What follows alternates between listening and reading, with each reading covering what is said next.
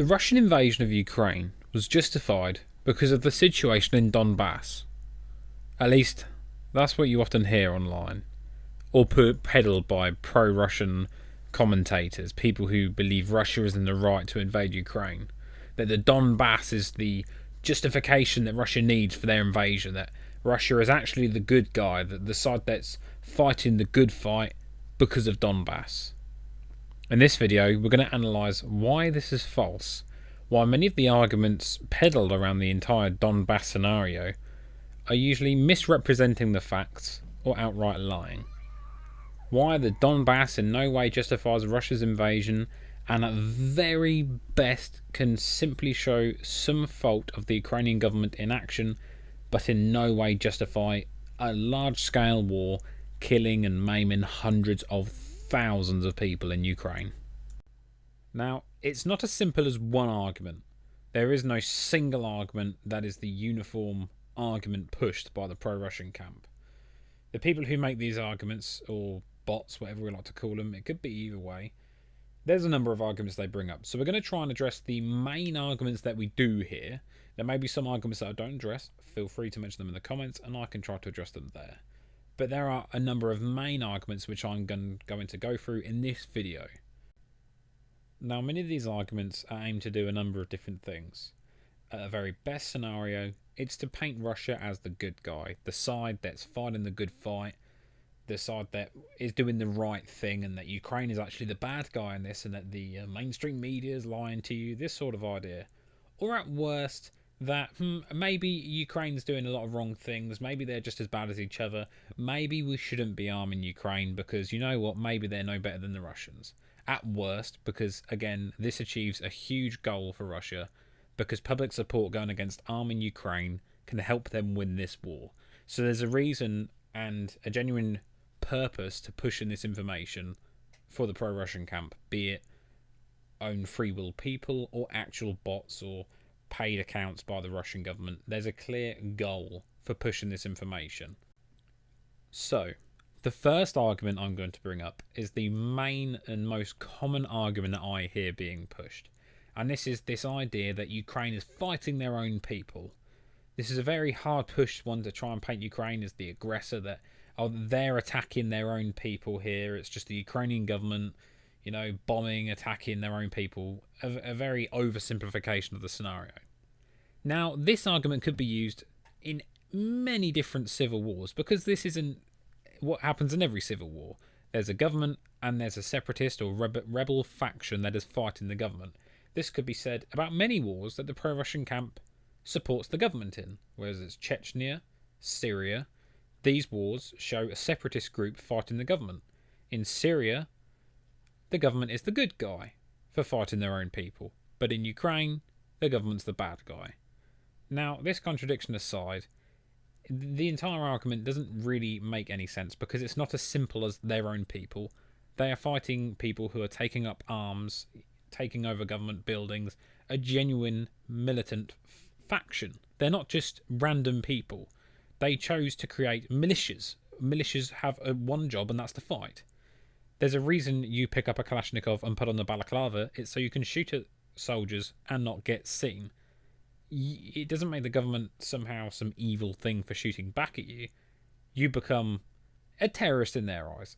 I understand there's the term terrorist. One man's terrorist is one man's freedom fighter. We're not going to go into that. But to the Ukrainian government, it's quite clear why they would view it that way. Shooting down a civilian airliner doesn't really help avoid the terrorist label. But that aside, it's not as simple as just fighting your own people. I mean, the separatists don't want to be their people. They want to be a different people. They believe they're Russian people. If the separatist regions are actually Russian, or they're all ethnic Russian, forget all the different ethnic breakdown of, actually a lot of it is majority Ukrainian, but they're Russian people. You know, it's just a part of Russia. They're going to join Russia, but it's also Ukraine's own people that the Ukrainian government is fighting. Yeah, there's many of these contradictions in these arguments. There's a lot of hypocrisy. It doesn't tend to make sense. But the idea that Ukraine was fighting its own people doesn't make the Ukrainian government bad. If anything, it could be a mistake of the Ukrainian government in getting in touch with the people, or maybe we could say they left the door open. There's many different arguments that could be made, but fighting their own people is not just this simple nail in the head. That's what Ukraine was doing. Ukraine was fighting armed separatists in the eastern regions of Ukraine, groups that took over government buildings. On the 12th of April, armed separatists took over a number of buildings in East Ukraine. The Donbass People's Militia seized government buildings in Kramatorsk and Sloviansk, and the next day they were firing upon the Ukrainian military. Now, that's something that you do when you know you're going to war. That's fighting. That's starting a war. The separatists decided to go to war. Whether their cause was noble or not, they chose the route they would go about was not diplomatic, but violent. They chose to go to war. And the Ukrainian government gave them an option. I wouldn't say they just simply obliged and went straight in guns blazing. They gave the opportunity for the separatists to lay down their arms. Of course they would. Or they would fight. They would go on an anti-terrorist operation where the wording is irrelevant. The Ukrainian government would basically fight back. That's the basic way to decipher that. You could count it as a counter-terror operation or just fighting back. Either way, the separatists opened fire, they took over government buildings, they decided to go to war, and the Ukrainian government said, we can go to war or you can not go to war. It's either way. And they went to war. Okay, it's a simple civil war scenario. A group takes up arms, they make a logo, they get a name, they become a faction, they start training their own guys. They become a militia, they become a rebellion force, they become a terrorist group. Either way, they decide to go to war. The Ukrainian government fights back because it's not just going to hand a huge part of its country and a very industrial area away just because some people picked up a Kalashnikov and went, I don't care, I'm going to do my own thing. No internationally recognised referendum at all, just we're going to fight for it. Because I am willing to shoot at you, you should give me what I want. Now, there's not many countries that are going to abide by that. That's why so many civil wars happen. That's why the Syrian government didn't do that. But there's a different level of support each way here among the pro-Russian camp. Now, I'm just going to touch on the idea that, these separatists, you can't call them terrorists. That notion, I understand to some people, they may believe that, they're fighting to be free.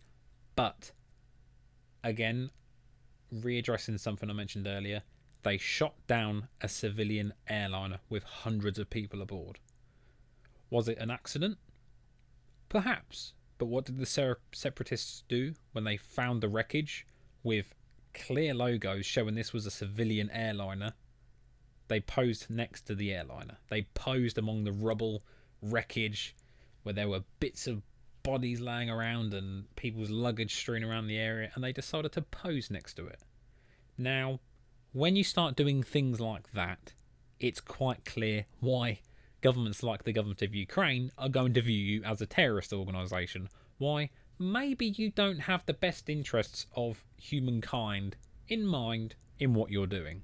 Maybe you're just going about violence to try and bring about your own political gain without thinking about the actual consequences to human life. Now, this ties into another argument that is often peddled to justify Russia's war, and that is that Ukraine has been at war for 8 years, that there's been some war on Russia's border for 8 years, or that Russia's been having to deal with this war, or Ukraine's been killing people for 8 years. This war is 8 years long, and therefore, Russia's justified to create a war which is killing way more people than that 8 years of war in one single year. That Ukraine's been fighting a Donbass war for 8 years, that's because Russia ensured it would. This argument that because Ukraine's been fighting this war that Russia is justified to invade doesn't make any sense, because Russia is one of the main reasons that war continued to take place for 8 years. Now, in 2014, it was a complete different scenario. By August, late August, the Ukrainian military nearly ended the entire war. They were fighting a lightning war. They were breaking through the separatist lines. They were doing extraordinarily well. And overnight, it completely changed. Large groups encircled. Suddenly, these separatist factions somehow managed to completely turn it around overnight. And this is when the Ukrainian government often says is when they actually believe the Russian government actually started really sending considerable numbers of the Russian military, when they really did cross the border and they were really fighting. They couldn't let that separatist thing fall. They made sure it continued. And while there's this talk of the Minsk Agreement as, oh, well, Russia made effort, they tried diplomacy. Look at the Minsk Agreement. That's fine, but in that case, so did Ukraine. Ukraine also signed the Minsk Agreement. They were also a part of it. And, the Minsk Agreement violations, I'll address that later, but, both sides violated it. It wasn't just Ukraine. It wasn't just the separatists. And it's blown way out of proportion. It does not justify a huge, large-scale war because the occasional mortar or grenade launch was fired from one trench to the other. It just simply doesn't make any sense. I mean, especially when you look at the statistics. This war, justifying Russia's invasion, the Donbass war, after 8 years, nearly a decade, killed 3,404 civilians between 2016 and 2021. Only 365. This shows the war slowing down. The vast amount of death was in the beginning of the war. It slowed down to a sludge where both sides weren't really moving, and the death rate was quite low. So 365 civilian casualties in 5 years of war prior to 2022. The Russian invasion, according to the United Nations, 8,317 civilians killed, 13,892 wounded. That is a huge difference in a single year of war. That is a colossal, huge difference. In what way can we really justify Russia's invasion of Ukraine with a war which is so much smaller? How can we say the 3,000 civilians killed in a Donbass war justifies the invasion if that invasion kills nearly 10,000 civilians in a single year compared to 8 years of this smaller war? How does killing 10 times as many people become a preferable alternative to the less people dying? In what world does that actually make any sense? And this is the issue with this argument of justifying Russia's invasion, is what Russia's invasion entails, that is the death and destruction, the huge amount of people who have been killed and maimed by this war, the many towns that have been flattened, the cities like Mariupol that are turned to rubble. What justifies that needs to be something that is worse than that. And the Donbass war simply was not worse. It was a much more preferable alternative to this invasion. Russia's actions did nothing but escalate the amount of death and suffering in Ukraine. Now, the DPR themselves have claimed that they have 4,000 killed and 17,000 wounded. That's their own claim. That's not saving the people of Donbass. That's killing them. That's Russia using them as pawns in their war for their own strategic gain. Russia doesn't care about the people of Donbass. Otherwise it wouldn't be throwing them at Ukrainian trenches. Russia has its own strategic goals. There are reasons Russia is fighting this war, but it is not to protect the people of Donbass, and that is made blatantly clear when we look at the figures, when we look at the actual, what would be a logical conclusion of, if you care about lives, you wouldn't be killing a lot more. Now, another argument that I do often hear is about Ukraine was shelling Donetsk for 8 years, or Donbass in general, which is a bit more disingenuous. So we're going to focus on the actual Donetsk, the shelling of Donetsk.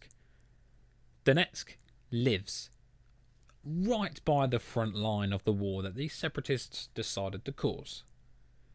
The Donetsk airport has been a very, very well-known part of this front line for the majority of the 8 years of the Donbass war. Donetsk wasn't far away. It wasn't getting shelled indiscriminately by the Ukrainian military en masse. That just doesn't add up, especially when we get to the casualty figures. When you think of shelling a city, keep that in mind when we get to the figures. But Donetsk is right by the front line. It was used by the separatists and elements of the Russian military as a springboard for operations along the front. There's footage that Ukraine has posted of drone attacks in the city on armed units.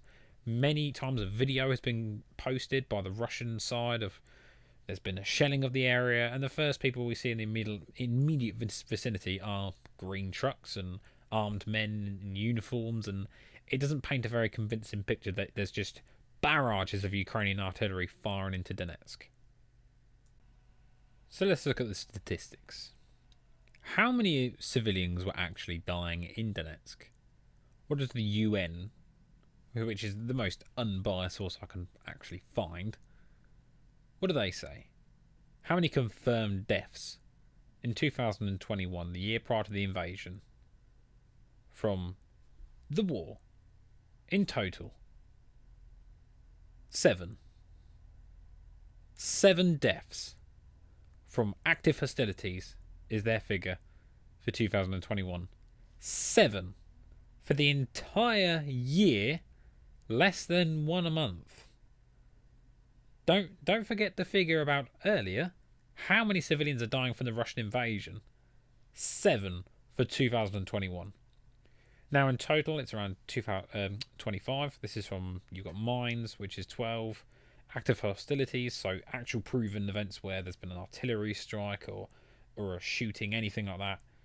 And then there's other things that aren't quite proven or known. Total it's 25. So all in all, caused by the war in general, is about 2 a month. Now, if Ukraine was genuinely trying to artillery barrage Donetsk and wipe it out, which if you've seen Donetsk, doesn't exactly look like that, the death figure would be a little bit higher than that. It would be much higher. Ukraine's artillery arsenal is quite an impressive one and one of the best in Europe. If they wanted to actually shell Donetsk, you know, like the Syrian government barrel bombing areas, you know, the death figure would be a bit higher. It wouldn't be 7. Oh, what about the year before that, 2020? One more, 8.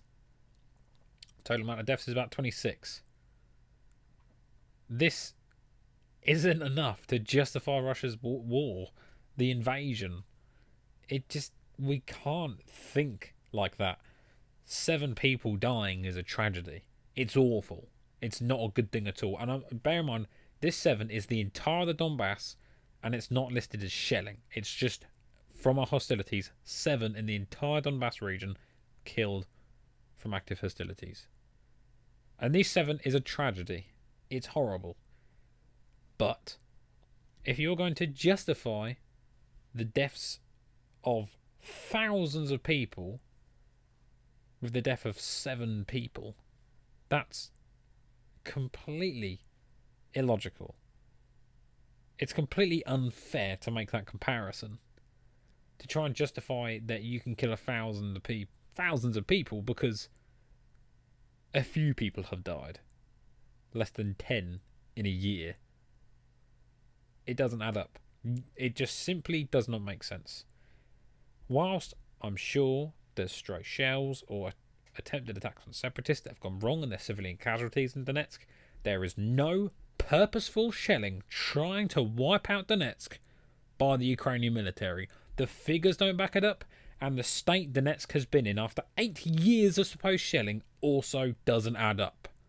In no way can that therefore justify the invasion. It is absolute hogwash. So moving on to another argument. Ukraine has been trying to genocide the people of Donbass. Now this is one of the more outlandish ones that's often peddled, and it's not really taken as seriously. It's usually less pushed by a bot and generally by an actual person who's just a bit nuts. This idea that the Ukrainian Nazis, again, there's a video on my channel debunking the denazification thing, but this idea that Ukraine is trying to genocide the people of Donbass, that they had no option but to rise up as some separatist force because Ukraine brought down some Soviet monuments, which is understandable considering the Soviet identity caused a lot of the issue with pro-Russianism. That is one of the largest issues in Ukraine that's caused war. It's understandable why they're trying to rid themselves of this identity issue in Ukraine. Again, different part of the world. This is one of their issues. One of the concerns of the Ukrainian government is this like Soviet nostalgia, bringing this pro-Russian identity up. But the idea of this genocide doesn't make sense. There's this the Ukrainian government no longer is prioritising the Russian language in schools. They're not teaching it in many places anymore, which isn't exactly that bad. There's unbacked claims quite often I've seen pushed that you're not allowed to speak Russian in Ukraine, which you are. And this idea of genocide is such an insult, such a spit in the face of actual genocides that take place. There was no genocide being done by the Ukrainian military. There was no gas chambers. There was no destruction of the people. If anything, Ukrainian identity and culture in eastern Ukraine has been crushed. Ever since Holodomor, the Ukrainian identity has been perceived as being under attack. The percentage of people with Ukrainian ethnics and the Ukrainian language has dropped for a long time, ever since Holodomor. So if we want to look at genocide, it goes the other way. The Ukrainian government wasn't just randomly picking up anyone that was speaking Russian and putting them in a chamber. It wasn't like that. That's not what was happening. There was no genocide. That simply doesn't add up. At best, we can see some decisions by the Ukrainian government that maybe we disagree with. Maybe that monument or that statue, they shouldn't have done that. Maybe in some regions, some regional politician was a bit too harsh. And it doesn't. There was no genocide. That's a complete different thing. That is realms above what would justify this war. Russia's invasion, compared to the perceived Ukrainian genocide of these people, is so contrasting it's unreal. I don't see any level of genocide that can genuinely justify such a large-scale war, so much death and destruction. There's nothing that justifies that in regards to this genocide. At best, there is some mistreatment in some areas of people that chose to speak Russian or were ethnic Russian. Genocide is a bit of an extreme description of what actually took place to those people. But it is used because that is a more effective term for Russian propaganda. To paint Ukraine as Nazis, which I'm not going to go into in this video because, again, I've already done a video on it. But after that, you got to go for the genocide. What makes the Nazis bad? It's the genocide. So you have to say Ukraine was trying to commit genocide, even though they weren't. And any of your evidence for it is pretty thin, trying to shape any single area of mistreatment as a pure genocide. You know, it's a bit of a... It's degrading the legitimacy of the term genocide. It brings down the meaning of that term, and that is a bad thing. Genocides do happen, but this isn't that. So moving on from the entire genocide argument, another argument that's often pushed, quite a common one that I see, is that the war in Donbass was simply unacceptable for Russia. Russia could not have it take place for any longer. The war in Donbass was just simply unacceptable. Either it was a threat to Russia or they just couldn't allow it to continue. This is a very simple one to refute. If you don't want a war to continue taking place, you don't tend to arm them. This is like saying the West wants the UkraineWar to just end. They don't. They want Ukraine to win, therefore they're arming the Ukrainians. They don't want the war to end as soon as possible. Just like if you was in 1941, you wouldn't want the Second World War to just end as soon as possible. You don't want that to happen once everyone's been taken over. That's not how it works. Sometimes wars just have to be fought. But Russia was arming the separatists, actively taking part in this. I mean, ever since the annexation of Crimea, the Russian military has been involved in Ukraine. So they can't claim this war's unacceptable because they played such a huge part in it even beginning. You know, the amount of FSB members that were involved in the actual separatist groups setting up, you know, the initial parts of the Donbass war is huge.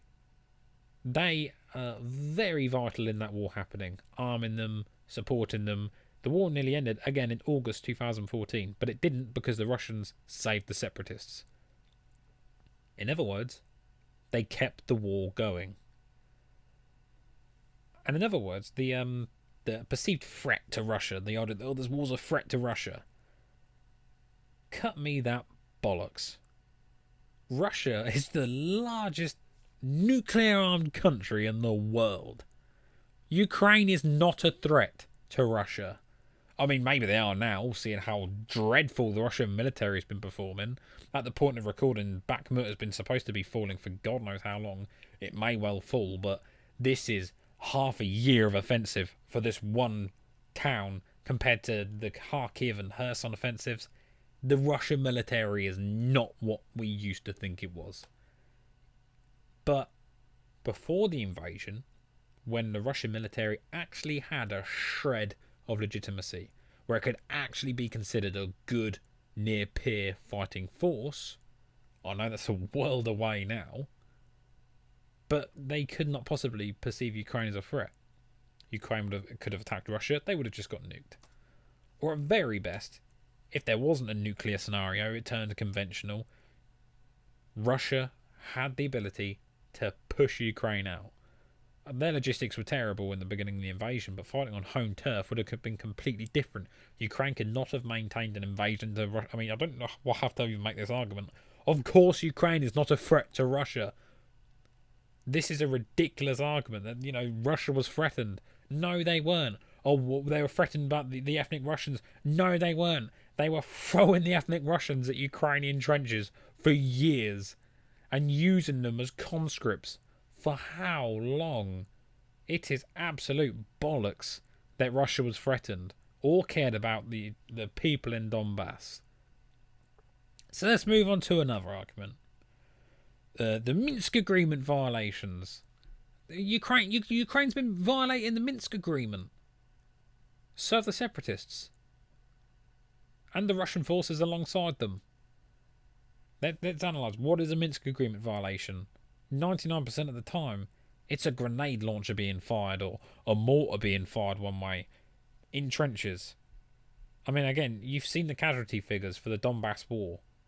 It was slowing down. These Minsk Agreement violations were such a non-issue compared to what this Russian invasion has caused. If we could click our fingers and go back to that period of time where it was just some Minsk Agreement violations, I would do it every single day of the week, because hundreds of thousands of people would be in a better position. Millions of people wouldn't be displaced. The ceasefire violations are not an issue in any way that can justify the war. Like many of the other arguments, it's using such a small issue and trying to play it up to justify such a larger solution which causes such a larger issue.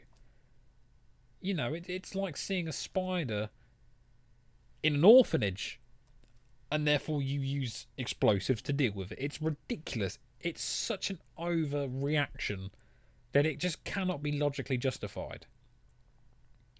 The Minsk Agreement violations took place on both sides. The Minsk Agreement wasn't that, if you violate it, I invade you.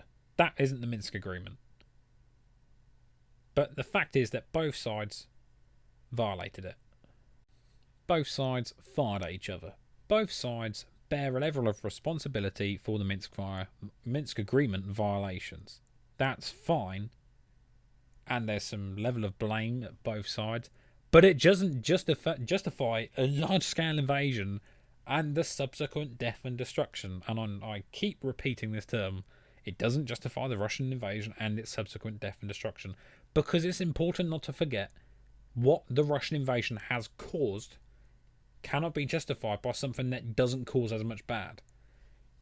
Something to be justified to deal with a thing can't be your worst alternative to that thing. That just doesn't make sense. So moving on to what is last, and it's the most frustrating argument I hear because it's this classic lying through the teeth type of argument that Russia tried diplomacy. They had no other way out. They tried diplomacy and it failed. Now, if you make this argument and you're watching this video with your arms crossed, Fuck you. The Russian government annexed Crimea with their military within about a month of the Ukrainian revolution concluding. Or it was a Western backed coup. You know, that's another video. And trust me, the evidence is thin. The Russian government chose not to use diplomacy, but to use this military from day fucking one with this new Ukrainian government. They used their military in Crimea to annex it and take an entire part of Ukraine. Whether or not there's ethnic and Russian-speaking people, that wasn't diplomacy. That's using the military. It's a complete different thing.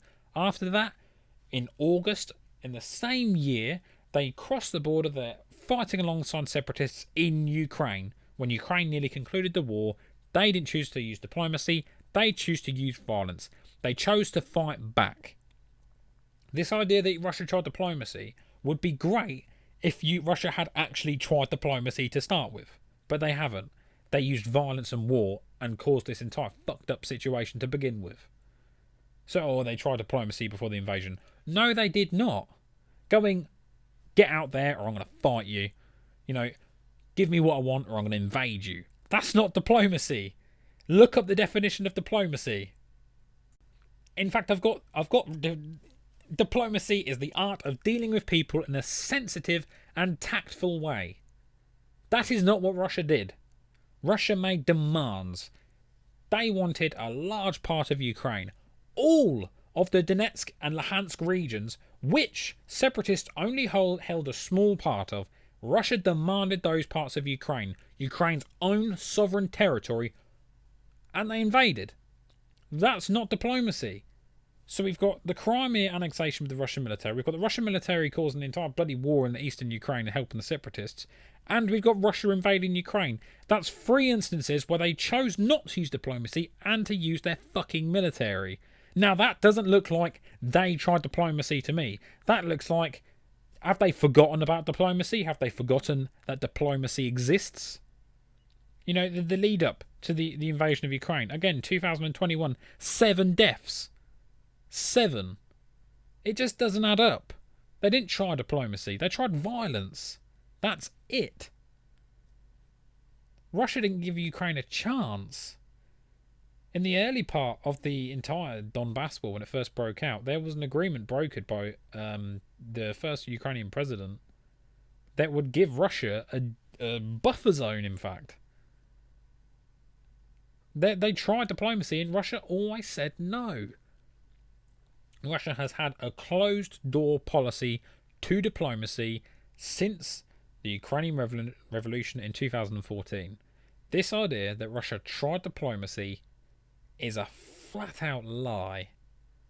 They simply haven't, and there's no evidence of it. Thinly veiled agreements where they lie through their teeth and go back on it anyway. That's not diplomacy. Making demands that you can take land or you're going to invade isn't diplomacy. Annexing 4 regions of Ukraine isn't diplomacy. And that brings me on to a final point. If Donbass is the reason that Russia's invasion is justified, those 2 regions of Ukraine, and you continue to make that argument after Russia annexes 4 regions of Ukraine, you're lost. Your mind is lost. To say that they were just trying to help the people of Donbass and then they annex regions outside Donbass. This war has been a war of expansion to gain resources and manpower from the get-go, to maintain control over the Black Sea, to help Russia's hold over Sevastopol, a very important naval base, for Russia to gain land. It's an imperialistic war of ambition. It was never about Donbass. Putin doesn't give a shit about the people of Donbass. They wouldn't be using them as conscripts and throwing them at lines if not. We've seen the state of the conscripts from Donbass. They're just used as human waves nearly. There's no sign that Russia cares about them. And again, if it's like the shelling of Donetsk, that's apparently still happening after the invasion. That's great, so it's not solved that. You know, none of this makes any sense. The entire Donbass argument is a full-blown lie. I know this is a common thing of Russian propaganda. To many of these things, there's an element of truth. Like the shelling of Donetsk, yes, there are times when stray shells have landed in areas and there have been casualties. But it's not portrayed as that. It's portrayed as the shelling of Donetsk. Or times when Ukrainian politicians want to stop teaching the Russian language in their schools. That's a genocide against the Russian people. It's such an disingenuous display of reality. But they have to. Because their excuses for this war, the real excuses for this war, the real reasons that Putin ordered his tanks to cross the border in February of 2022 are arguments that simply wouldn't get any support. If they were saying, well, we're taking land because we want to, because we can, because we want to take more land, we want to be a bigger empire, we miss the Soviet days, that wouldn't get as much support. That would be a very obvious, well, Jesus, we better help Ukraine. Those Russians, the Russian government seems to be doing a pretty bad thing. But that's not the scenario. They have to lie. There's an information war being fought all the time. Whenever you go on the internet and you see something about politics, 9 times out of 10 there's an agenda being pushed. It's a reason you're seeing that information. When someone's telling you something, they're trying to convince you of something. I mean, there's propaganda from both sides. At the end of the day, everything is propaganda. But in regards to this Donbass argument, this is a clear example of blatant lies to justify an evil war of expansion by an imperialist, autocratic regime. Now, unfortunately, this war is going to continue as long as Putin wants it to. He's not going to give up overnight. It's a grinding war, and it's a horrible war, but this has happened before in history. Sometimes there's no choice but to fight a war. Sometimes someone comes to your country wielding a weapon, and your only choice is to either be subjugated or fight back. Ukraine is in this scenario now. They have no choice. And that's why this idea that, Russian propaganda is trying to make people either grow tired of Ukraine, thinking, what, Ukraine's just asking a lot of us. You see these really cheap boomer memes of, Zelensky going to Biden, he just wants a load of money. It's this cheap idea to grind down public support. That's what all of this is about, and that's why my channel is here. I do these videos out of a passion because I genuinely support Ukraine in fighting for themselves. I'm British. I understand this idea of a country trying to attack yours. I wasn't alive during the Battle of Britain, but I understand the concept. I understand that, if we lost all support, if America's just like, we don't want to be involved, Churchill's just asking Roosevelt for more money, and it worked, we would be screwed. And Ukraine's in that scenario now. And that's why I'm doing these videos. Because there's so much Russian propaganda now. I can't go through any YouTube shorts without seeing so many Russian propaganda videos, usually really dumbed down, simplistic crap of, here's the American flag. Actually, it's the Russian flag. It's everywhere. During this war, there is so much propaganda everywhere. There is an information war being fought. So I beg you, if you see someone trying to use the Donbass war as some excuse, you probably can't change their mind. Chances are they're probably a troll or a Russian, pro-Russian account, something like that. But share the link to this video. Post it there. Anyone that's wondering, someone who may not understand the scenario, they're susceptible to this information. They're susceptible to being brainwashed by Russian propaganda. And I'm going to keep making these videos to fight that. To debunk the propaganda. To point out how ridiculous it is. Because I've seen it. And I understand the scenario. I've been following Ukraine since 2014. And I'm not going to say the Ukrainian government's been perfect and everything it's done, but my heart is with the Ukrainian people. And therefore, there will be more videos coming. This video, and I'm going to move on now to a bit of a channel update, if you will. This video is different than the last video. If you've watched my previous video on the NATO expansion argument that's often pushed, you'll see this video is a bit different. This video is entirely unscripted. There's no script. I've got my pointers, I've got my statistics, but that's it. Because due to my work, I simply can't put out the videos like the previous one quick enough. It took me 2 weeks during a quiet period at work to do my previous video. And unfortunately, my work varies in how busy I am. At the moment, I'm quite busy and I've been trying to get a video out, and I just thought, you know what, fuck it. We're going to do a different style. We're going to do it quick. We're going to see if we can do it more efficiently. Maybe it's because I'm rubbish at editing. Again, all these videos, I've never done anything like this before. You know, I have no idea what I'm doing technically. But if you think this style of video where I'm rambling on, maybe you like hearing it. Maybe you think it's less boring than the other one where I'm reading a script. Maybe it comes across more naturally. Or maybe you think this is just me rambling and it makes no sense. Let me know in the comments. Because this is almost like a trial run. Because if I can make videos like this and you guys like it, I can get a lot more videos out. But I would understand if you didn't like it. Again, your criticism is my best source of information for whether or not a video is good or not. I will always listen to you guys, because you are going to be the best source of criticism for me. So let me know what you think of the video. Compared to the last style, if you've seen the previous video, what do you think of this compared to that? Do you think it's different? Maybe you prefer the other one, but you would prefer this style of video if there's more uploads?